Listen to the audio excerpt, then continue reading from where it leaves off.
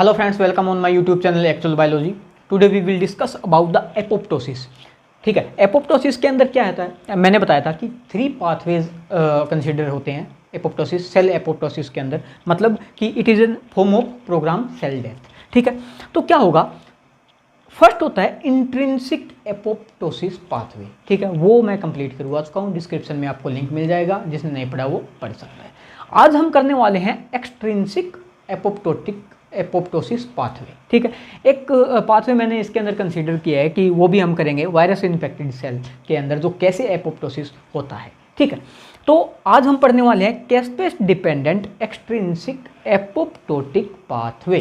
ठीक है, कि मतलब एक सेल को डेथ, मतलब कैसे डेथ होगी, कौन से एक्सटर्नल फैक्टर जो हैं इसके अंदर इन्वॉल्व होंगे। ठीक है, हमने जैसे एक मैंने फॉर एग्जांपल लेता हूँ कि हम किसी भी अगर स्किन को हम ज़ोर से अगर दबा देते हैं या फिर मान लेते हैं किसी मतलब कुछ भी टाइप से हम बोल सकते हैं कि सेल को डेथ करने जा रहे हैं, जो एक्सटर्नल होना चाहिए। जैसे कि हम लाइट जला के मतलब अगर आग यहाँ पे लगा देते हैं तो कैसे कौन से फैक्टर काम करेंगे सेल को डेथ होने के अंदर, कि कौन से लाइगेंड है, कौन से रिसेप्टर्स काम करेंगे इसके अंदर, वो हम देखने वाले हैं। ठीक है, तो देखो ये कोई भी सेल मेम्ब्रेन है मेरे पास, मैं लिख देता हूँ यहाँ पे, this is an cell membrane. Cell membrane, ठीक है, तो सेल के आउटर पार्ट का ये पार्ट है और साइटोप्लाज्म के अंदर ये चीज़ हो रही है। ठीक है, तो इंट्रिंसिक के अंदर तो माइटोकॉन्ड्रिया का रोल था, लेकिन यहाँ पे जो है रिसेप्टर है।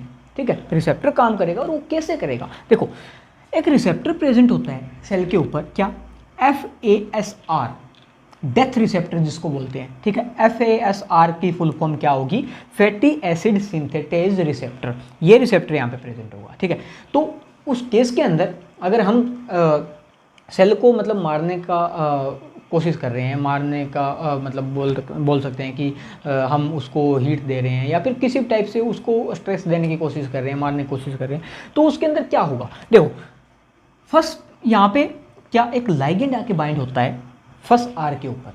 लाइगेंड कौन सा होगा, FASL, मतलब क्या होगा, फैटी एसिड सिंथेटेज लाइगेंड। ठीक है, तो वहाँ पे आके ये बाइंड होगा, देन इंटरेक्शन किसके बीच में होगी, FASR एंड FASL। ठीक है, तो after the interaction this receptor recruit the FADD, मतलब क्या होगा, FADD का मतलब क्या होगा, मतलब फास्ट एसोसिएटेड डेथ डोमेन, मतलब ये वाला जो रेड के अंदर मैंने दिखा रखा है, fast associated death domain. It FADD it made up of 2 domains, कौन से हैं, DD एंड DED। DD का मतलब होता है डेथ डोमेन, इसका सेकंड डोमेन कौन सा है, DED, मतलब डेथ इफेक्टर डोमेन। ठीक है, तो अब रिक्रूटमेंट होगी किसकी, FADD की।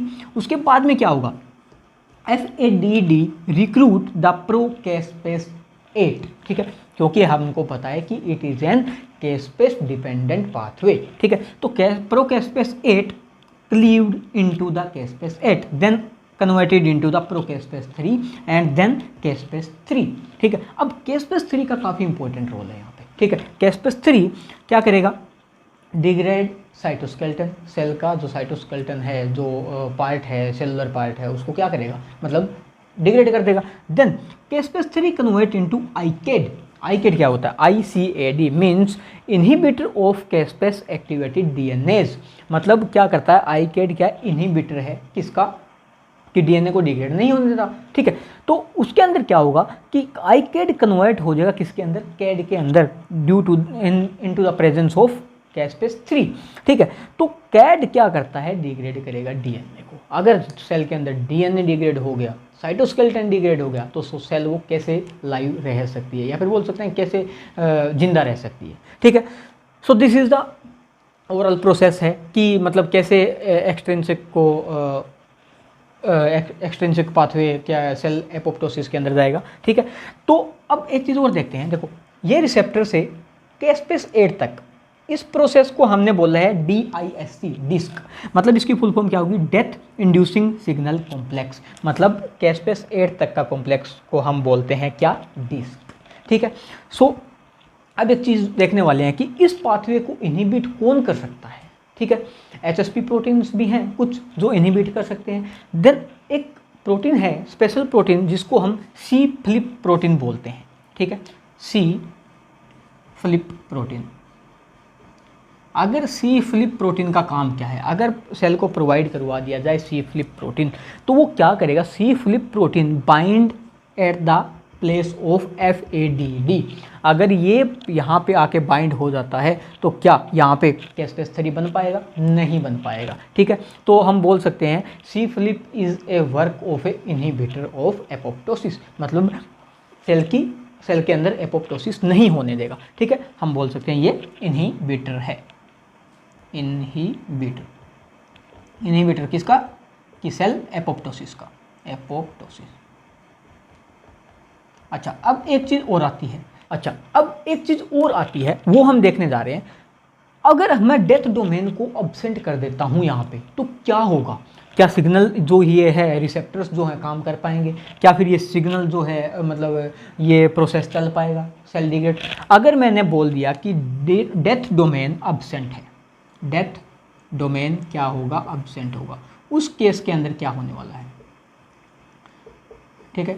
DD मतलब FAD it is made up of 2 सब यूनिट्स या 2 डोमेन्स बोल सकते हैं, DD एंड DED। अगर मैंने बोल दिया DD डेथ डोमेन क्या है, अब्सेंट है तो क्या मतलब लाइगेंड बाइंड होगा, बिल्कुल होगा। तो उसके बाद में रिसेप्टर के साथ में बाइंड होगा तो क्या मतलब ये काम कर पाएगा, मतलब जो ये FADD है क्या ये काम कर पाएगा, क्योंकि DD is bind at the FASR, only the DD part मतलब death domain part of FADD is bind to the FASR death receptor, ठीक है। तो ये चीज़ बाइंड होगी DD। तो उस केस के अंदर क्या होगा, क्या ये मतलब रिक्रूटमेंट हो पाएगी प्रोकैस्पेस की, नहीं हो पाएगी, कैस्पेस नहीं बन पाएगा, Cas3 नहीं बन पाएगा, तो क्या सेल एपोप्टोसिस होगा, सेल एपोप्टोसिस नहीं होगा। उस केस के अंदर हम उस टाइप के रिसेप्टर को बोलते हैं डिकोय रिसेप्टर, ठीक है, डिकोय DECOY डिकोय रिसेप्टर, ठीक है। मतलब अगर DD डेथ डोमेन अब्सेंट रहता है उस रिसेप्टर को हम क्या बोलेंगे, डिकोय रिसेप्टर। डिकोय रिसेप्टर के एग्जांपल है मेरे पास TRAIL TRAIL TRAIL 3 and TRAIL 4, ठीक है। These receptors are called decoy receptor, ठीक है। तो ये था overall process cell apoptosis of extrinsic pathway, ठीक है। सो आई होप ये वीडियो आपको समझ में आई होगी। अगर वीडियो समझ में आई है लाइक करना, कमेंट करना और चैनल को सब्सक्राइब जरूर कर लेना ताकि आगे आने वाली वीडियो आपके लिए हेल्पफुल रहे। Thank you so much.